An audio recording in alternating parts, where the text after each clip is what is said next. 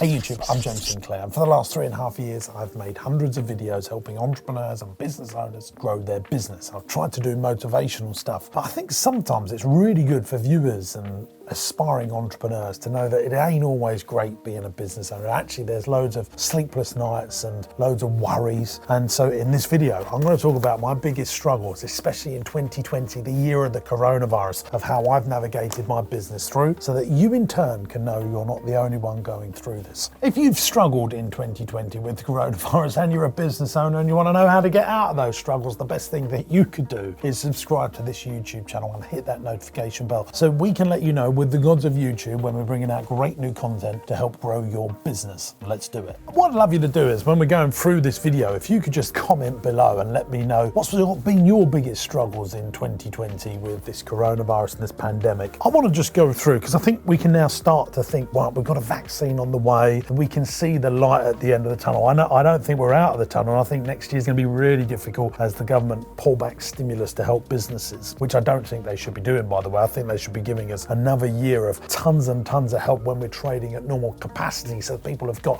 time to get through this. And I'll be writing to MPs and I urge you to do the same. For example, if you're in leisure, hospitality and retail, I want you to make sure you don't have business rates for another year. I want you to make sure that you have the lower rate of VAT for another year. I also want to make sure that this job bonus, I don't know if anyone can remember this, we was expecting £350,000 in January/February for bringing all of our staff off of furlough, and we was getting £1,000 per head for doing that. The government have said we're not doing that now and we'll look to bring that back in after March when furlough ends, and we need to be making sure that we're banging the drum of that because small businesses were really allowing for that in their cash flow so they could get through. Like now, January, February, we've lost that 350,000 that I was hoping that would come in to invest into our business and blah, blah, blah. So I'll be campaigning for all that stuff. So this has been some of my struggles in 2020, trying to predict what the government's going to do. I don't think we've ever really had to do as business owners and entrepreneurs. We never had to. So I never predicted that they would give us £1,000 for bringing everyone back off furlough. And then I never, ever in my mind predicted that they would not do that in January, February and say, oh, we're just doing that later on in the year next year. And they're not they've stopped talking about it. So my worry is, are they just going to take that away from us? So that's a real pain point for me as well.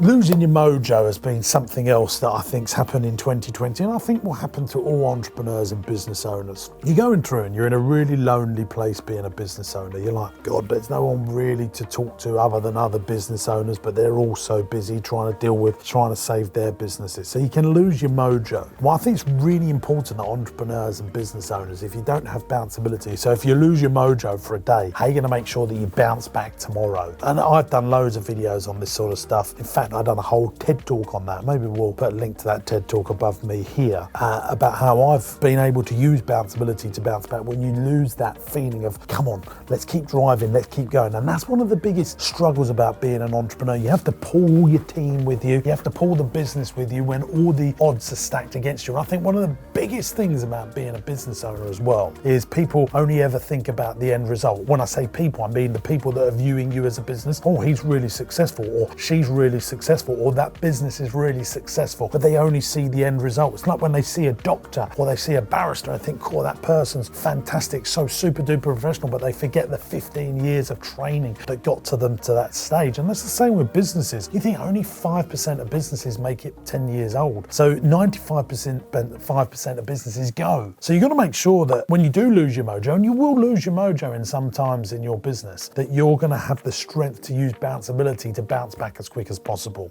One of the other things that I think entrepreneurs are very, very good at is pivoting into profitable situations and pivoting their time, effort, energy and enthusiasm into the right channels. Certainly if you're going to be successful in business, you need to be able to pivot at speed. But this year I've seen people have to pivot faster than ever, and that is really energy sucking. When you have to think, like, I'll think about our business. We started our bigger pumpkin picking village. We had to close all of our businesses down, reopen all of our businesses, open our farm shop, reclose our Christmas shop, open our Christmas shop. We've had to find all of these new ways to bring in cash to pay all the bills, and all that constant pivoting where you might only do it once every year when the market changes. For example, say you're a retail shop and now everyone's online and you've had to pivot your business online. But this year, I feel like I've pivoted 10, 20, 30 times in quite big ways. So that can be really, really energy sucking. One of the other things that I think is something that really has affected me as well is risking cash, risking our capital, knowing that we might get locked down. And that's when I think about our Christmas shop. We was doing this challenge for Boxing Day where we're bringing out a brand new documentary at 7 o'clock on Boxing Day. And we really hope you can watch it. Is where we're trying to build £1 million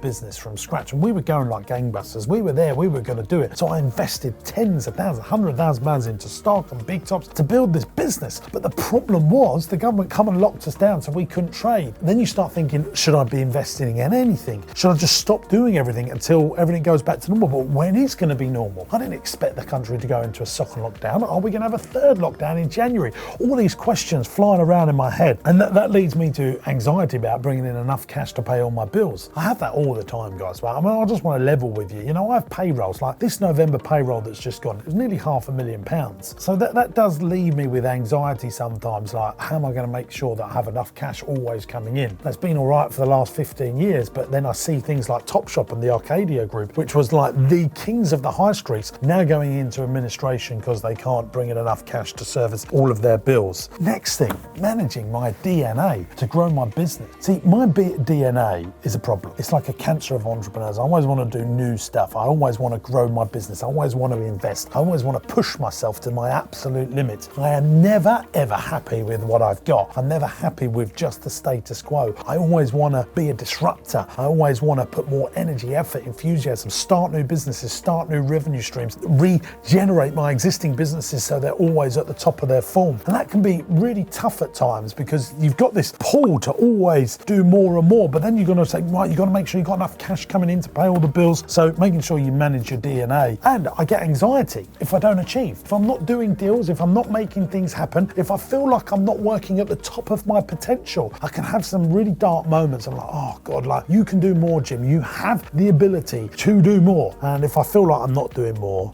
that can be really tough.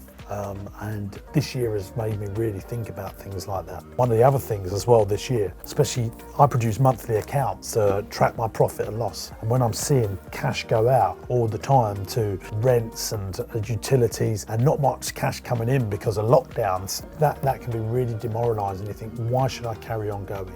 And that's the thing. I always quote this Steve Jobs quote, and I think it's really important that you understand. If you're seriously entrepreneurial, there will be some insanity about you. Steve Jobs said most people give up because they're sane. My big worry about being a business owner and the type of person I am is my biggest struggle is I will never give up. And because I'll never quit, it can be really, really tough at times for the people around me, my friends, my family, because I will always strive to go further and do more. And sometimes when you look at years like this and you go back and you think, I should just give up on some stuff. But if you give up, is it easier to give up? Are you a better human being? Because at the end of the day, it's only a business. It's only a business. More businesses will start and one day I'll die and I'll be out. That'll be me finished on this planet and someone else will take over my businesses, and just some food for thought there. If you like this video, make sure you subscribe to the channel by clicking here. And go and check out my other videos on entrepreneurs, bounceability and getting through tough times by clicking here. I'm James Sinclair. I'll see you real soon. Bye-bye.